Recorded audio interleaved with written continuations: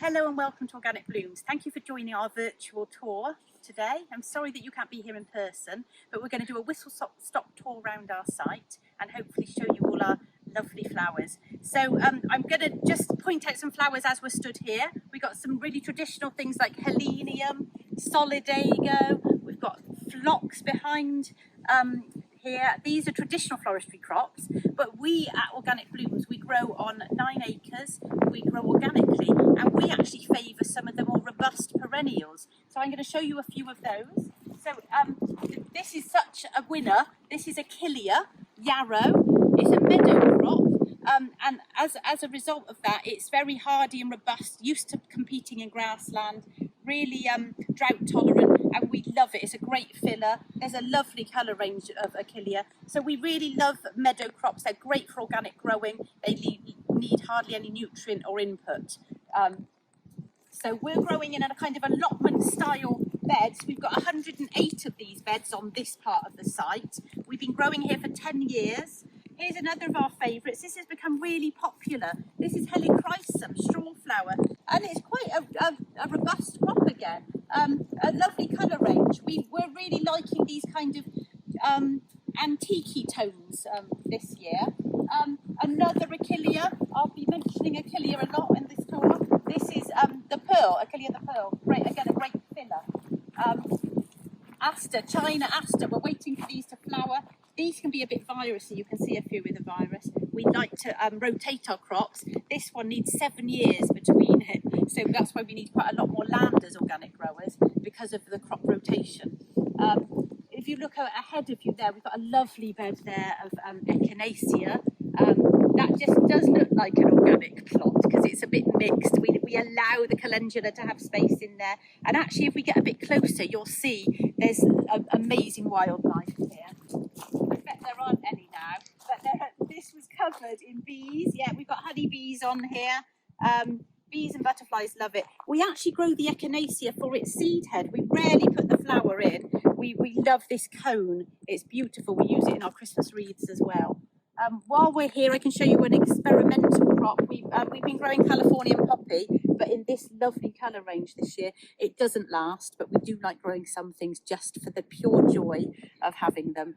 I absolutely love scabious. It's one of my favourite families. This is an annual scabious. You can see that we're supporting it with a net. You may question why, as an organic grower, I'm using a plastic net. We are actually transferring to jute netting. But we did need to use up this because actually you can't just throw things away. You have to use up what you've got. So staking and netting is really important with cut flower growing. So we've been doing it better this year. Obviously, we want straight stems, and so we grow everything that needs that through a net. But you do have to cost that in because netting and staking is quite labour intensive and quite expensive. Now I'm going to take you through to some of our newer beds. They'll look quite weedy. They're not as improved. As I said, we've been growing on this site for 10 years, but we started this end, so this end is the best. So I'm going to show you it warts and all. Gladioli, you'll see that a lot of these are in flower. We actually struggled to put these in bouquets because they're actually too bulky. We're also passing lots of roses as we go. We love David Austin roses. Many people say yes, but they don't last. And we're trying to educate the consumer as well about something that lasts 3 days is lovely for 3 days. It's not a problem that it doesn't last.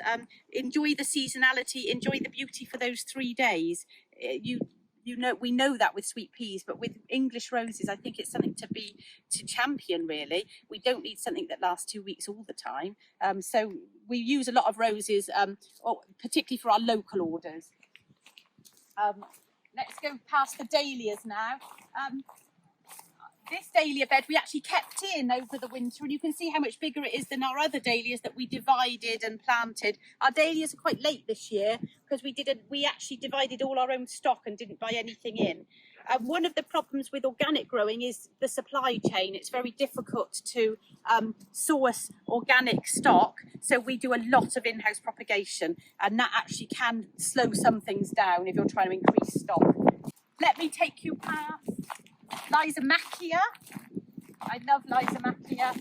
It's always important to have all the different shapes in your bouquets, and obviously this long conical shape, and there's a lovely bee just appearing especially for you, is just adds a kind of sophistication, I think, to a bouquet.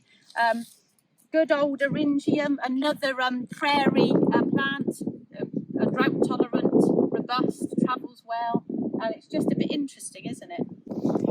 I want to take you to our large polytunnel, so we're going to run there because I'm already running out of time, and then I'll take you into our studio to meet the florist team.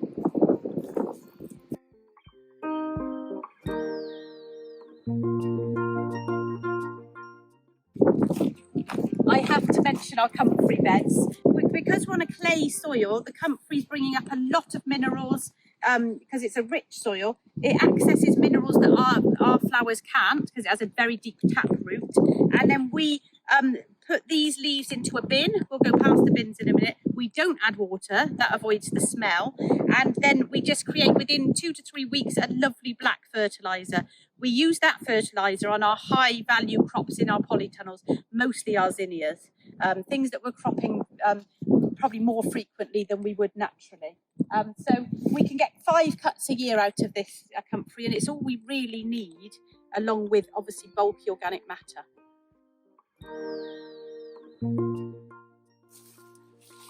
So every flower farm has one, every gardener has one, a really messy compost area.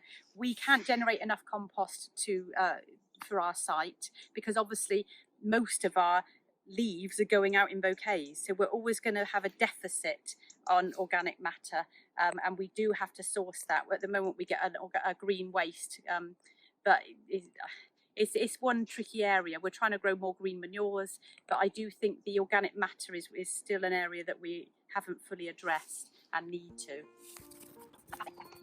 Here is our Comfrey Liquid. You can see inside, that's it, basically. That was full up a couple of weeks ago, and we've pulled off the liquid now, so very easy to make.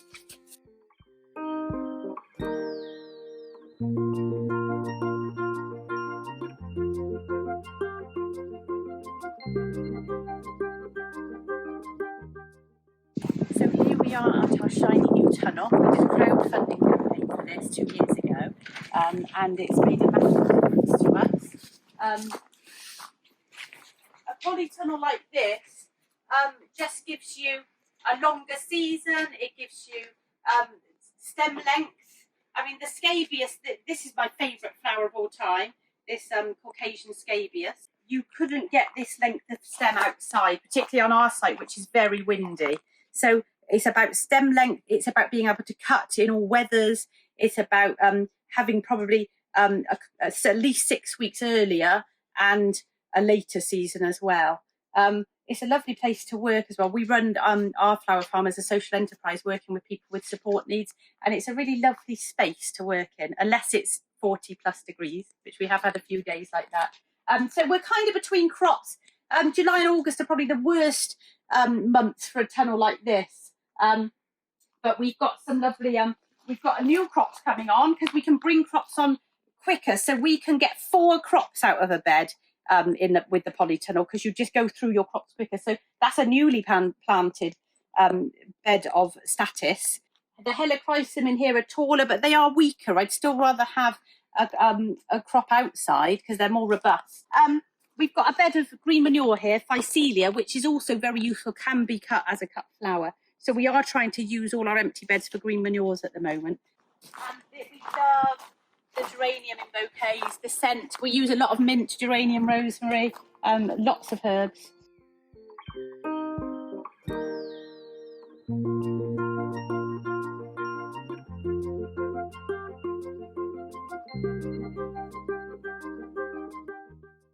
As an organic grower, and really as any responsible grower, we need to be looking at every aspect of what we're doing, and plastic in horticulture and floristry is a massive one. What we're doing to counteract that is to buy better quality things. So let me show you our new seed tray. This is our new seed tray. It's kind of unbreakable, will last 15 to 20 years. That's one of our attempts to just reduce waste. But we look at all our packaging, so we don't use, we use a biodegradable cellophane where we need a water repellent item, and we just use brown paper. Where we don't need to wrap, we don't.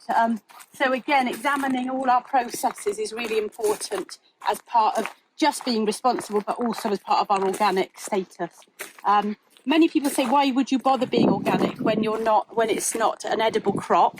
We think that because it's not an edible crop, there's even more reason to be organic, because why waste resources on something that is luxury? We thought we were organic before we certified organic, but there are many things that we weren't doing. It's a great process for analysing what you're doing and doing it better generally. I definitely wouldn't go back to not being organic. The crops we grow love it, and our customers love it, and it just feels like the right thing. Anyway, Flower Studio next.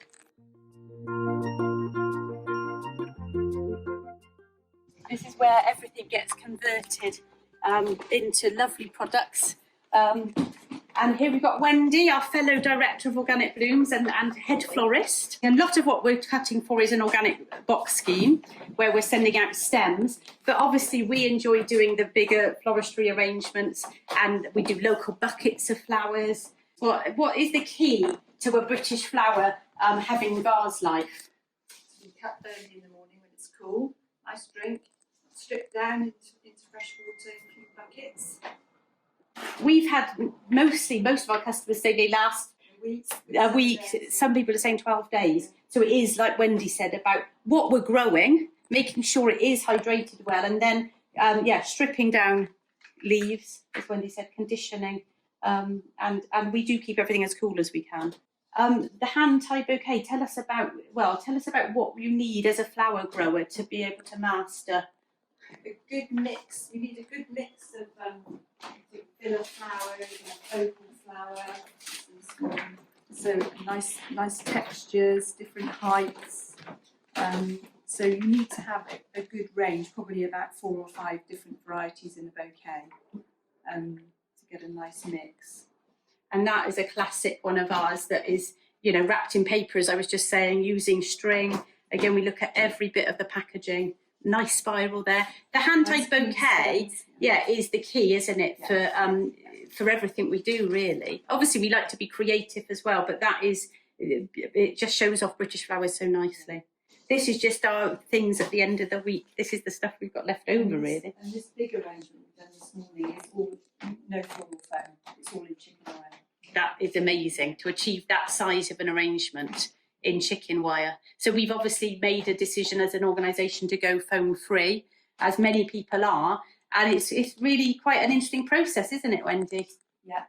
And Wendy runs an eco-floristry course as well, all about that. So that's us. We will love to welcome you back to our site next year, hopefully. But it's actually really nice showing more people our site, and you can check out our website if you want to know any more. But thanks for joining us on our virtual tour.